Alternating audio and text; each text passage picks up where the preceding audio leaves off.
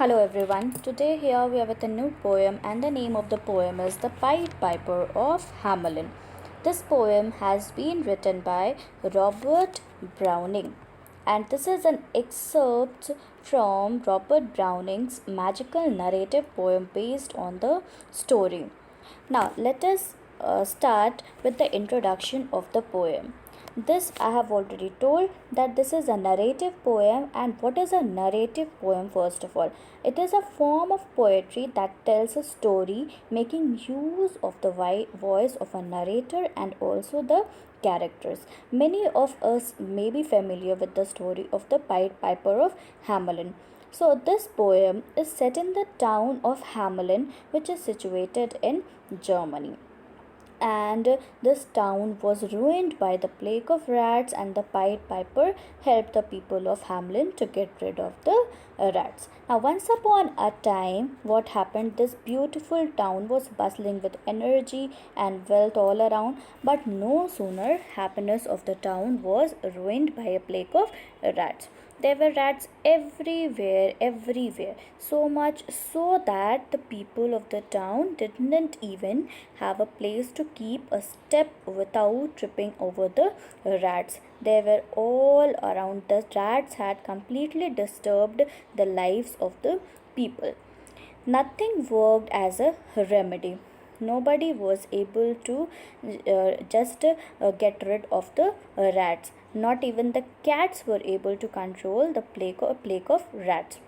Giving up, the authorities of Hamelin decided to announce a reward of 10 baht to gold to anyone who could help to get rid of the rats. Now, what was the reward? The reward was announced of 10 bags of gold to anyone who could help to get rid of the rats. This was the announcement made by the authorities of Hamelin.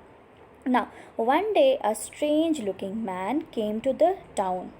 He was dressed in their traditional dress. He was all red and yellow in color, with a long, peculiar nose and a big, wide eyes. That is why this piper was named as Pied Piper. Pied, the word pied itself means of many colors.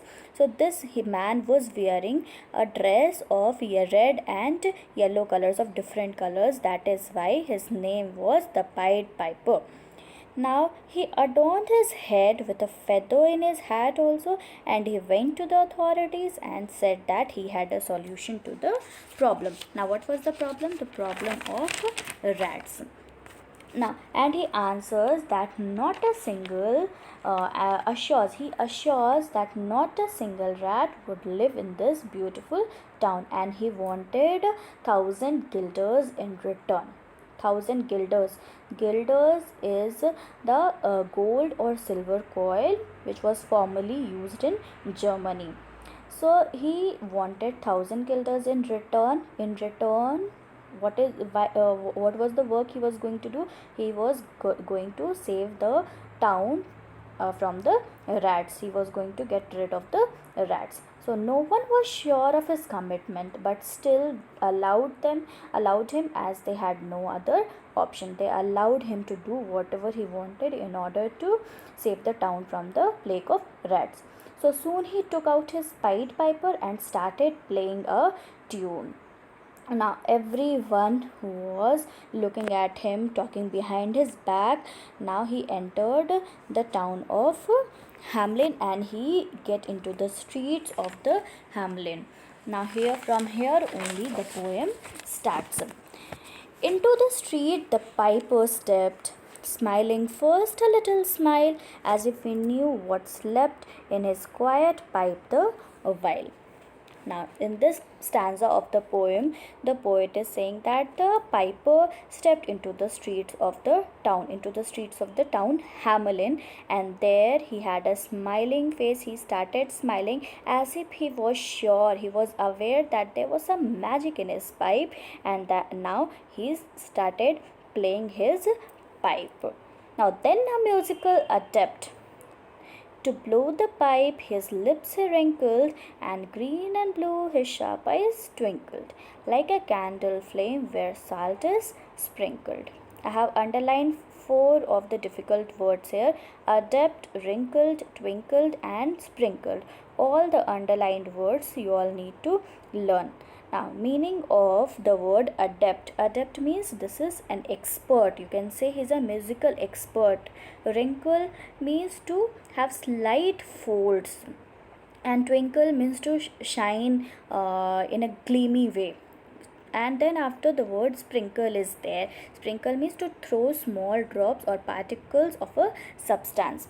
Now, in this stanza of the poem, the poet is saying, then, like a musical adept, like a musical professional, musical expert, this Pied Piper started playing his pipe, started blowing his pipe, and he is just wrinkled. Wrinkled means he has made slight folds into his lips, and he put his lips onto the pipe.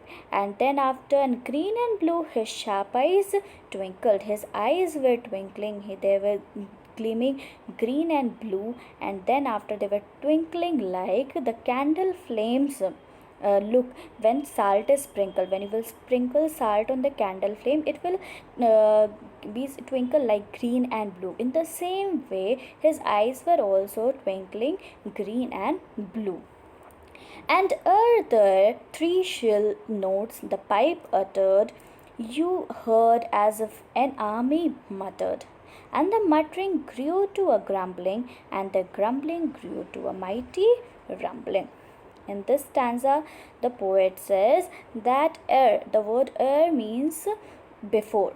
So before he started playing his pipe, before he was giving three shrill notes from the pipe and he started playing his knife, he was about to play his pipe. What happened? The army, he heard the voice of the army muttering.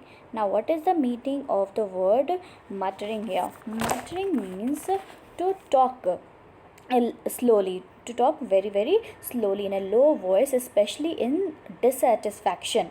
Okay, so this person, he heard that he was, when he was about to blow his pipe, when he was about to give three shrill notes of the from the pipe, he heard that the army was muttering behind his back. They were talking behind his back in a very low voice, in a dissatisfaction.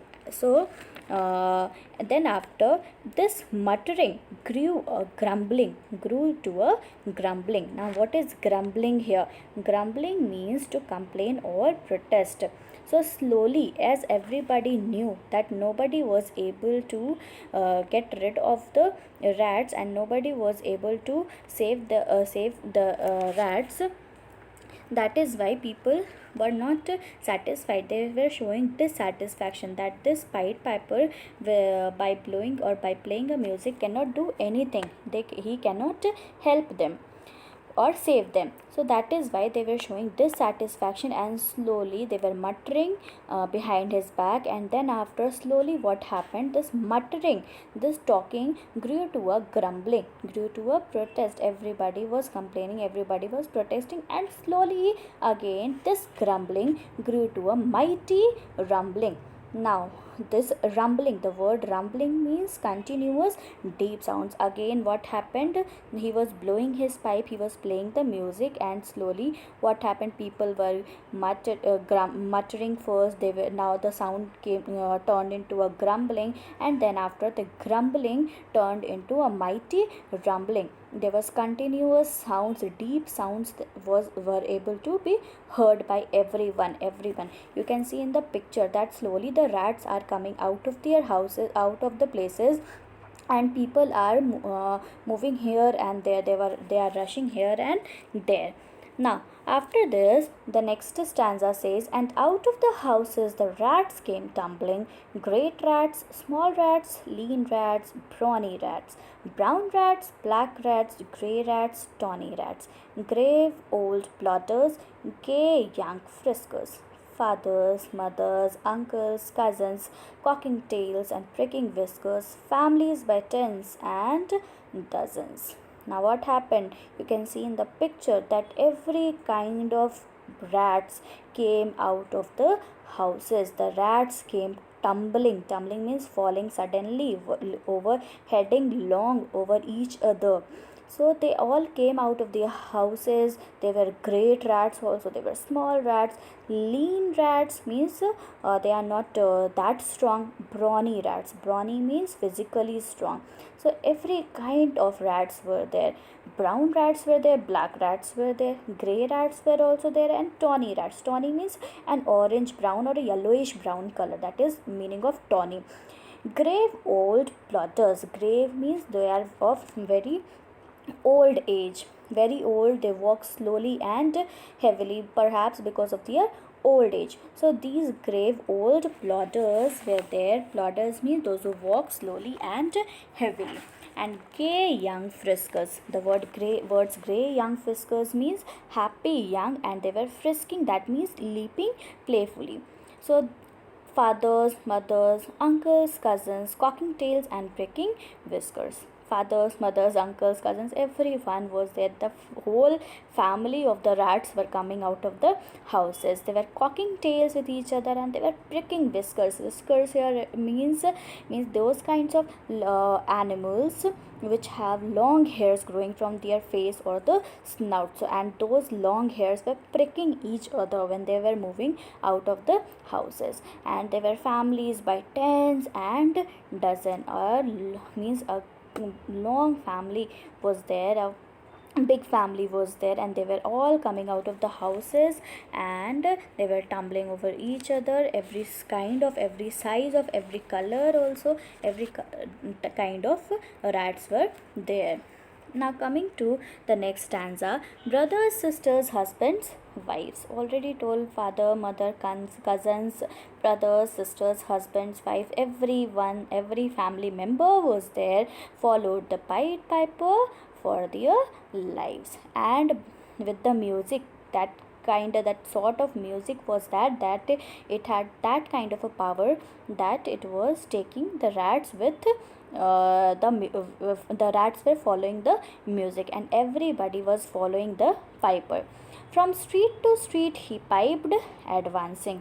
Now the Pied Piper moved from street to street. He kept on moving and playing the pipe, and step for step they followed, dancing. Now they here refers to the rats. Everybody, every rat, each and every rat of the town followed the piper, dancing and enjoying over each other, until they came to the river Weser, wherein all plunged and perished. And where did the piper took them to? The piper takes them to the river Weser. Weser is a name of a river which is in Germany. So he took them to the river, and what happened there? All the rats, you can see in the picture also, he is standing in the river there, and all the rats just jumped. Plunged means to jump in, or quickly and energetically, and every rat perished there. They all died suddenly when they jumped into the river very quickly. So this was the first part of the poem.